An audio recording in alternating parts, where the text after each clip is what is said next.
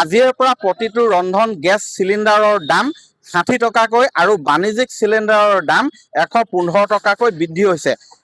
এই গেছৰ দাম বৃদ্ধি হোৱাৰ লগে লগে গ্ৰাহকসকলৰ মাজত তীব্ৰ প্ৰতিক্ৰিয়াৰ সৃষ্টি হৈছে, যিহেতু সন্মুখত আহি আছে ঈদ, সন্মুখত আহি আছে বিহু আৰু বৰ্তমান এনে সময়তে গেছৰ দাম বৃদ্ধিয়ে বাৰুকৈ যে বিপাঙত পেলাইছে গ্ৰাহকসকলক সেয়া সহজেই অনুমেয়।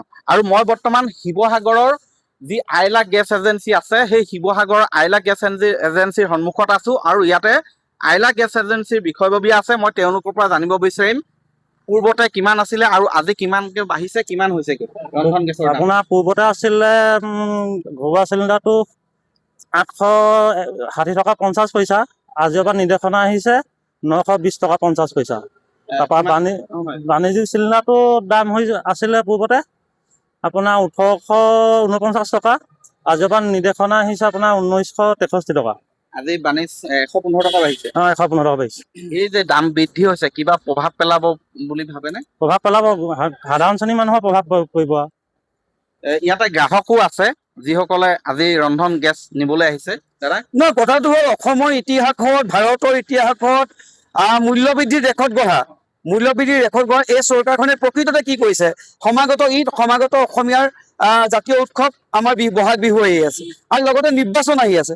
আৰু আজি যিদৰে দাম বাঢ়িছে, মোৰ মনত এটা সন্দেহ হৈছে নিৰ্বাচনী কেন্দ্ৰীয়টো ইছ্যু নেকি? নিৰ্বাচনত ক'ৰবাত টকা খৰচ কৰিবলৈ এইটো কৰিছে নেকি? আৰু আন্তঃৰাষ্ট্ৰীয় বজাৰত কি প্ৰভাৱ পৰিছে আমি নাজানো। ক'ৰবাত দেশ বিদেশত, মধ্যপ্ৰাচ্যৰ দেশত যুদ্ধ বিগ্ৰহ হৈছে, তাৰ তেল সৰবৰাহ নাই হোৱা বা তাত গেছৰ ক্ষেত্ৰত অসুবিধা হৈছে, সেইটোৰ আলম লৈ ভাৰত চৰকাৰে, কেন্দ্ৰীয় চৰকাৰে যে এই কামটো কৰিছে, ইয়াত কিন্তু অসমৰ লগতে সমগ্ৰ ভাৰতৰ ৰাইজ অতিষ্ঠ হৈছে। আৰু আপুনি চাওক, সাধাৰণ জনতাৰ কাৰণে 60 টকা এই মুহূৰ্তত বহুত টকা।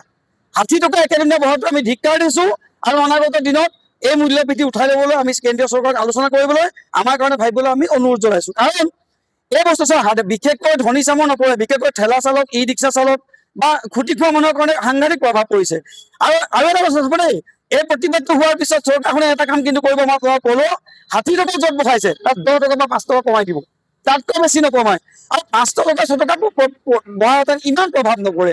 একেলগে 60 টকা বঢ়াটোত আমি কেন্দ্ৰীয় চৰকাৰক ধিক্কাৰ দিছোঁ, এইটো স্পষ্ট। এগৰাকী গৃহিণী আছে বাইদেউ, কেনেকুৱা ধৰণৰ প্ৰভাৱ পৰিব এতিয়া আপোনালোকৰ? আমাৰ এতিয়া গৃহিণী মানুহ আমাৰ এতিয়া প্ৰভাৱ বাৰুকে পৰিছে। কাৰণ আমাৰ মানুহজনেতো দিন হাজিৰা কৰি চলা মানুহ, আমি এনেকে 60 টকা যদি একেদিনাই বাঢ়িবলৈ হয়, আমাক কেনেকে ঘৰখন চলিব বাৰু? হয়, এয়া মই দেখুৱাইছোঁ শিৱসাগৰৰ মই আইলা গেছ এজেঞ্চিৰ সন্মুখত আছোঁ। আৰু দাদা, আজিৰ পৰা ৰন্ধন গেছৰ দাম বাঢ়িছে, গম পাইছেনে? গম পাইছোঁ। হয়, কেনেকুৱা ধৰণৰ প্ৰভাৱ পৰিব পাৰে সাধাৰণ জীৱন নিৰ্বাহত? সাধাৰণ জীৱনো আমাৰ নিচিনা মানুহৰ দিগদাৰ হ'ব। কি আহ্বান জনাব চৰকাৰৰ প্ৰতি? চৰকাৰৰ প্ৰতি আহ্বান এইটোৱে জনাম যে কমাব লাগে আৰু ব্যৱস্থা ল'ব লাগে।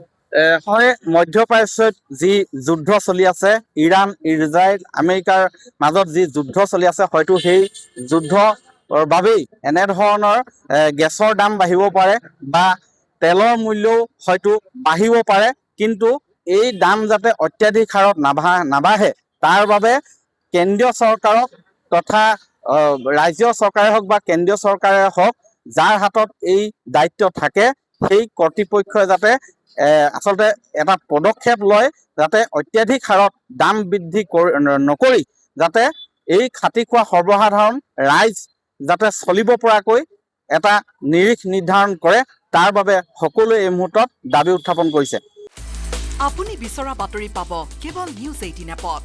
নিউজ 18 এপ ডাউনলোড কৰিবলৈ স্কেন কৰক এই QR কোড। গুগল প্লে ষ্টৰতো পাব এই নিউজ 18 এপ।